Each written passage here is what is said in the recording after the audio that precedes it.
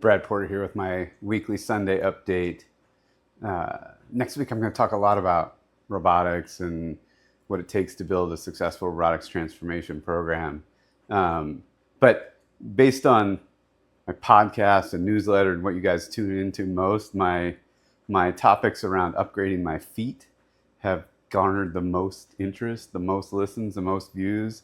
So I'm going to give you a little bit deeper dive into upgrading my feet and some tips on like how to improve your shoes and how to improve your feet. So first, a lacrosse ball will work.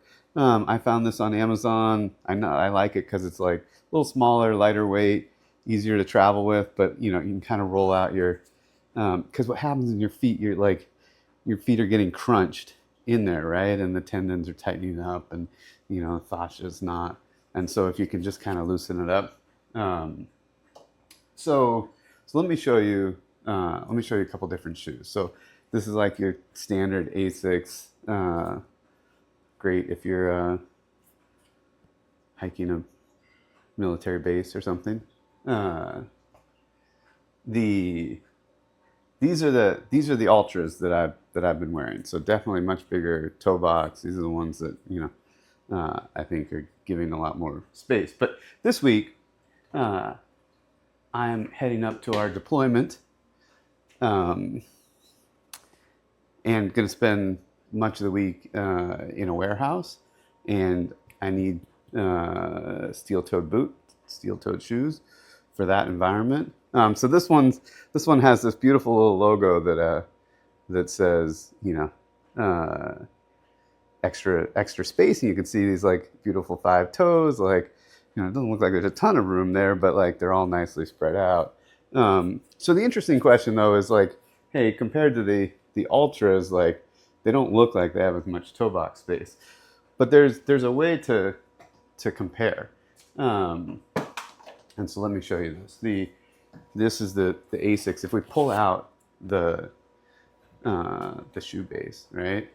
And I'll do this for the Ultras as well, right? So black is the Asics and gray is the Ultras, right? And you can see there's a lot more space in these Ultras, right? A lot more toe box room. This actually feels very Cinderella slipper like. This, I have wider feet, so this is definitely helps. All right, so let's compare though with the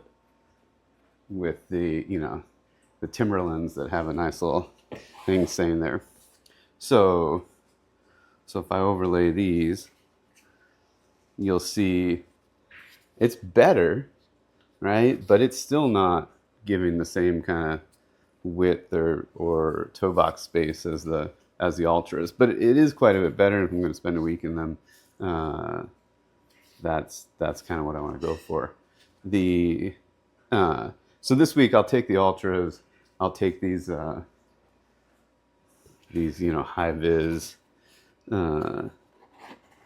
Timberland shoes, and but look, in an industrial environment, you want to protect your toes.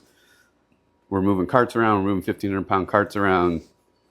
Frankly, better for robots to do that than humans with, toes exposed and in front of wheels. But there's a fair bit of moving carts going on, and so here, I'll put this on. I think the other trick to upgrading your feet, I'll show you like a little step stool here, is you want your company logo branded robot socks.